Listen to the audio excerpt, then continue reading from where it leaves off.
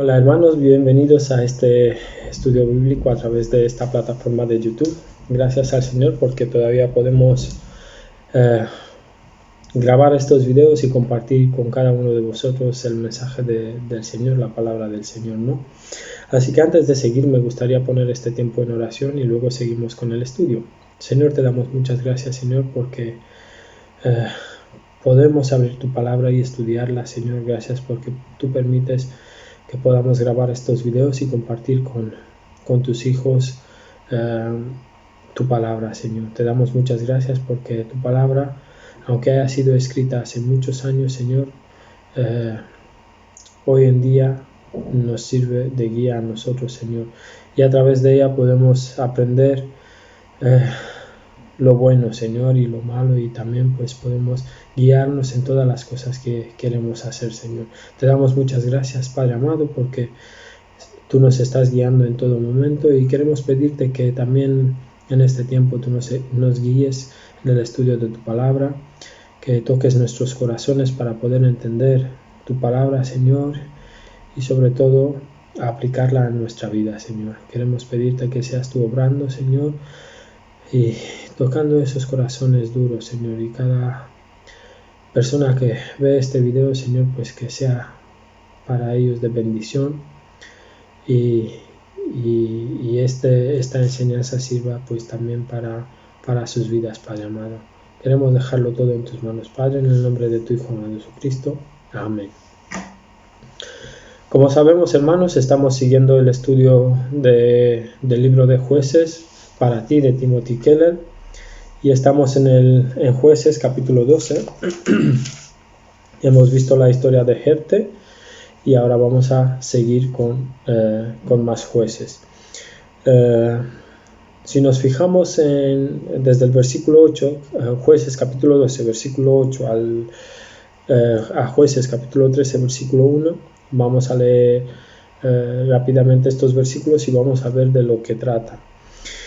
Dice así, Jueces 12:8. Después de él juzgó a Israel Ibzán de Belén, el cual tuvo 30 hijos y 30 hijas, las cuales casó fuera, y tomó de fuera 30 hijas para sus hijos, y juzgó a Israel 7 años. Y murió Ibzán, y fue sepultado en Belén. Después de él juzgó a Israel Elón, Zabulonita, el cual juzgó a Israel 10 años, y murió Elón Zabulonita, y fue sepultado en Ajalón, en la tierra de Zabulón. Después de él juzgó a Israel Abdón, hijo de Hilel, piratonita. Este tuvo 40 hijos y 30 nietos, que cabalgaban sobre 70 asnos. Y juzgó a Israel 8 años. Y murió Abdón, hijo de Hilel, piratonita, y fue sepultado en Piratón, en la tierra de Efraín, en el monte de Amalek. Los hijos de Israel volvieron a hacer lo malo ante los ojos de Jehová, y Jehová los entregó en mano de los filisteos por 40 años. Hasta aquí la lectura, hermanos, y como vemos en estos versículos nos relata rápidamente la historia de 3 jueces, pero muy rápido, no nos dan muchos detalles sobre ellos, pero sí vemos que están aquí porque ellos precedían a Sansón, el último de los líderes comisionados por Dios en Jueces, ¿no? Y todos conocemos la historia de Sansón, el famoso Sansón, el más fuerte de la tierra, ¿no? Que también tenía su punto débil y al final pues una mujer le engañó, descubrió su debilidad, le cortó su pelo, el corte de pelo más caro de la historia, ¿no? Y vemos cómo ha caído, pero también nos relata las batallas que él ha liderado y cómo ganaba todas sus batallas con la fuerza que tenía, cómo derrotaba a los filisteos, ¿no? Pero antes de llegar a Sansón, como decía, estamos viendo que en las escrituras nos relatan 3 jueces. Rápidamente nos habla sobre estos 3 jueces, son los últimos jueces cíclicos, ¿no? pero vemos que cada uno de ellos pues no nos da muchos detalles. Lo que podemos ver en cuanto a Ibzan es que estaba tratando siempre de hacer pactos, alianzas a través de los matrimonios con las regiones de alrededor, ¿no? Con las regiones de fuera, porque de esa manera pues estaba en paz con todo el mundo, teniendo sus hijos y sus hijas casadas con otros hijos, otras hijas de otras regiones, pues no tenían ninguna razón para atacarle porque ya eran familia, ¿no? Se consideraban familia y no los atacaban. Después de ese liderazgo de Ibzan, que estuvo juzgando a Israel 7 años, vemos que juzga por 10 años Elón, y luego pasamos a Abdón, el que tenía pues 40 hijos y 30 nietos. Hay una cosa interesante sobre este rey, sobre este juez que nos está relatando aquí, que se parece de alguna manera a Gedeón. Digamos que vivió más bien como un rey, ¿no? Tenía un harén de mujeres, ¿no? Y si vemos en Jueces 8, versículos 29 y 31, nos dice: Gedeón se fue a vivir a su propio pueblo y ahí tuvo muchos hijos con sus varias esposas, pero en Siquem tuvo otra mujer de la cual nació un hijo a quien llamó Abimelech, ¿no? Gedeón era ese tipo de juez que tenía muchas esposas, y Abdón, pues según lo que nos relata, parece ser que tenía esa misma costumbre que Gedeón. Pero aparte de eso, lo que nos está diciendo es que sus hijos y sus nietos andaban sentados en asnos, ¿no? Dice: él tuvo 40 hijos y 30 nietos que cabalgaban sobre 70 asnos, y juzgó a Israel 8 años. Cabalgaban sobre asnos. El asno en aquella época era, digamos que era el corcel de los monarcas. Era como lo que los reyes cabalgaban, ¿no? No podría tener un asno cualquier ciudadano, cualquier hombre del pueblo, ¿no? Era algo que solo los reyes se lo podían permitir, ¿no? Y si nos vamos a Zacarías 9:9, nos dice: alégrate mucho, hija de Sión, da voces de júbilo, hija de Jerusalén, he aquí tu rey vendrá a ti, justo y salvador, humilde y cabalgando sobre un asno, sobre un pollino, hijo de asna. Y también en Primera de Reyes, capítulo 1, versículos del 38, bueno, el 38 y el 39 nos dice: y descendieron al sacerdote Sadoc, el profeta Natán, Benaía, hijo de Joiada, y los cereteos y los peleteos, y montaron a Salomón en la mula del rey David, y lo llevaron a Gijón. Y tomando al sacerdote Sadoc el cuerno del aceite del tabernáculo, ungió a Salomón, y tocaron trompeta, y dijo todo el pueblo: viva el rey Salomón, ¿no? Vemos que el asno, el burro, como podríamos también llamarle, pero el asno, como dice la palabra, era lo que los reyes cabalgaban, ¿no?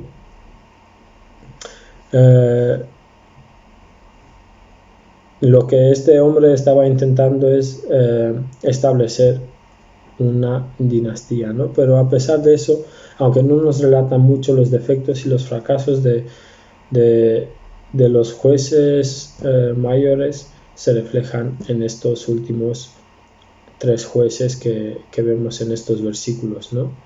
Pero vemos que ninguno haya tenido que salvar a Israel de ninguna opresión ni nada. Simplemente consideramos que en esta época de 25 años que juzgaron estos tres jueces, pues todo era paz, tranquilidad, prosperidad, ¿no?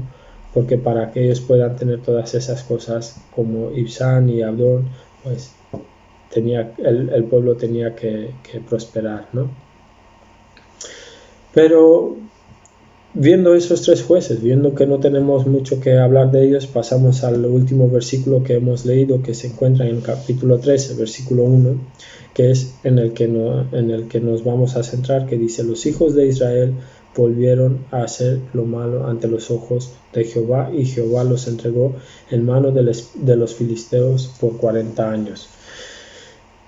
Y a pesar de que todo estaba bien en Israel, tenían todo lo que necesitaban, pero no andaban conforme a la voluntad de Dios, ¿no? Volvían a hacer lo malo ante Dios. Y es el ciclo que sigue, ¿no? Es la misma pescadilla que se muerde la cola. Ahora estamos bien y volvemos a estar mal. Estamos mal, pasamos 40 años entregados a los filisteos en opresión, y volvemos otra vez a Dios, a rogarle a Dios que tenga misericordia de nosotros y que nos ponga un juez para que nos libre de la mano de los filisteos, ¿no? Y ahí es donde entra el próximo juez del que vamos a hablar en otros estudios, que es Sansón, ¿no? Pero vemos que los hijos de Israel volvieron a hacer lo malo ante los ojos de Jehová. Y este es el ciclo, digamos que aquí de alguna manera termina este ciclo con esta frase, ¿no? Hacer lo malo ante los ojos de Jehová, ¿no? Porque esta frase realmente se ha repetido unas cuantas veces. Podríamos decir unas 6 o 7 veces, ¿no? Pero esta es la última vez que aparece en este aspecto, en esta forma, ¿no? Hacer lo malo ante los ojos de Jehová. Luego, cuando se vuelve a repetir lo que están haciendo los hijos de Israel, pues se vuelve a utilizar de otra manera, pero viene a ser lo mismo, ¿no? Si nos fijamos en Jueces capítulo 17, versículo 6, nos dice: en aquellos días no había rey en Israel, cada uno hacía lo que bien le parecía. Hacer lo malo ante los ojos de Jehová es igual a hacer cada uno lo que bien le parecía, ¿no? Y también esta frase se repite en Jueces 21:25, que dice: en estos días no había rey en Israel, cada uno hacía lo que bien le parecía, ¿no? Y así con eso vemos que, aunque termina el ciclo de estas frases que decía aquí, de hacer lo malo ante los ojos de Jehová, seguimos con otras que encontramos más adelante, ¿no? Lo que podemos entender es que los israelitas llegaban a desobedecer a Dios de una manera impresionante, ¿no? Dejaron de hacer lo malo ante los ojos de Jehová y empezaron a hacer lo que bien les parecía, ¿no? En estas frases que hemos leído, no quiere decir que ellos estaban violando su conciencia o violando sus principios, ¿no? O sea, cometer un pecado no violaban su conciencia o sus principios. Lo que sí violaban era la voluntad de Dios, porque no estaban haciendo lo que Dios quería para el pueblo, ¿no? Dios les pedía que le adoraran a Él y que le sirvan a Él y solamente a Él, y que le reconozcan a Él por encima de todas las cosas. Pero era mucho más fácil dejarse contaminar por los pueblos de alrededor y adorar a los ídolos que que sí los veían y los tenían presentes, ¿no? Aunque todo lo que Dios había hecho por ellos y para ellos hasta en ese momento no lo recordaban. Lo han visto, lo han vivido, pero no lo recordaban, ¿no? Y siempre se iban a cosas que ellos podían ver, ¿no? Cuando hablan de que cada uno hacía lo que bien le parecía, quiere decir que ellos sabían que eso es malo, ¿no? Pero aún así lo estaban haciendo, ¿no? Pero cuando decía que hacían lo malo ante los ojos de Jehová, ¿no? El comportamiento era mucho peor, ¿no? Era malvado. O sea, estaban haciendo las cosas peor que de la otra manera, ¿no? Si nos fijamos bien, lo que vemos con propios ojos, pues puede ser malo o no, según nuestros criterios y según lo que nosotros pensamos, ¿no?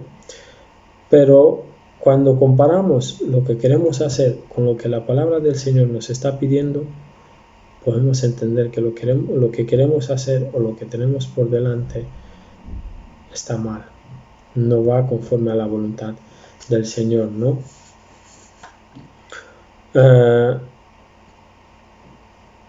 Digamos, lo que entendemos es que todo lo que nosotros vemos y todo lo que nosotros queremos hacer no es siempre bueno, ¿no? Como dice Pablo, todo me es lícito, pero no todo me conviene, ¿no? Es decir, que podríamos hacerlo todo, pero no todo es bueno, porque no todo va conforme a la voluntad del Señor, ¿no? Y sobre todo, lo que vemos en estas frases es que el pecado es engañoso, ¿no? Mejor dicho, Satanás disfraza el pecado de una manera sorprendente, de una manera que nosotros no podamos entenderla y caemos en el mismo error de cometer ese pecado y desobedecer a Dios, ¿no? Con el pecado lo que estamos haciendo es violar nuestra relación con Dios, es violar la voluntad de Dios, ¿no? Es desobedecer a Dios. Lo que Dios tiene para nosotros, lo que Dios quiere para nosotros es mucho mejor de lo que nosotros pensamos que necesitamos o de lo que nosotros pensamos que es bueno para nosotros, ¿no? Sabemos que el Señor todo lo que prepara para nosotros es bueno, ¿no? Y todos los pecados que cometemos, da igual que sea mentira, idolatría, engaño, adulterio, para Dios todo es pecado. No hay pecados mayores, pecados menores, ¿no? Lo que Dios ve como pecado es pecado. No hay manera de disfrazarlo ni de cambiarlo, ¿no? Es lo mismo mentir que matar. Es lo mismo hablar mal de alguien que juzgar, ¿no?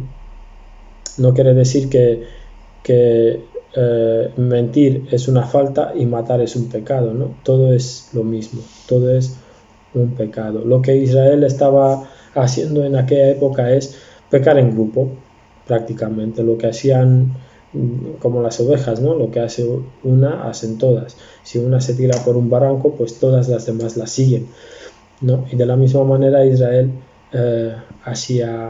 pecaba, ¿no? Hacía lo que bien les parecía. ¿Por qué? Porque consideraban que si el tal ídolo les daba más ganancia o beneficios, o que tal ídolo les ayudaba en tener más hijos o cualquier cosa, ¿no? Pensaban que eso era mucho mejor que Dios.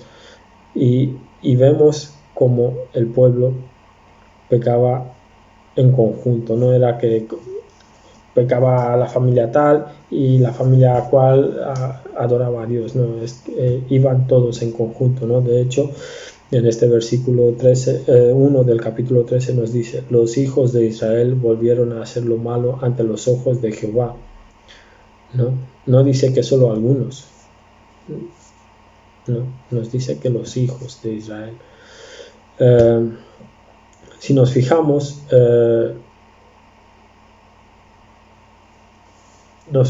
en Romanos capítulo 1 versículo 18, nos dice: porque la ira de Dios se revela desde el cielo contra toda impiedad e injusticia de los hombres que detienen con injusticia la verdad.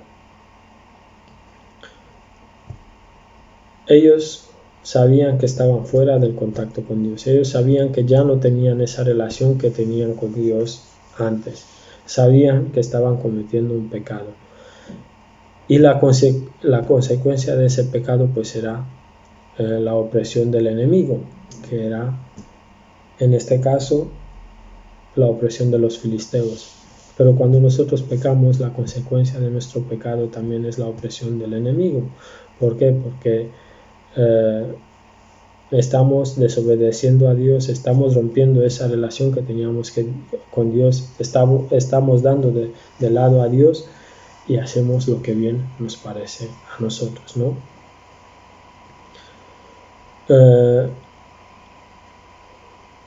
En el corazón del hombre el pecado siempre está, y uno de los pecados que más se comete en el mundo es la idolatría, ¿no? Tanto en Israel como hoy en día la idolatría es un pecado que persiste, ¿no? Es algo que sin darnos cuenta podemos cometerlo. Y podemos ver que entre el trabajo duro y hacer un ídolo del trabajo, o amar a la familia y hacer un ídolo de la familia, la cuerda es demasiado floja. Y no nos damos cuenta cuando pasamos de una cosa a otra. ¿Por qué? Porque todo aquello que quita el lugar a Dios en nuestra vida es un ídolo. Puede ser el trabajo, puede ser la familia, puede ser nuestra pareja, puede ser el dinero, puede ser la ropa, la última tecnología, el mejor coche, la mejor casa. Cualquier cosa que quita el lugar a Dios en nuestra vida es un ídolo.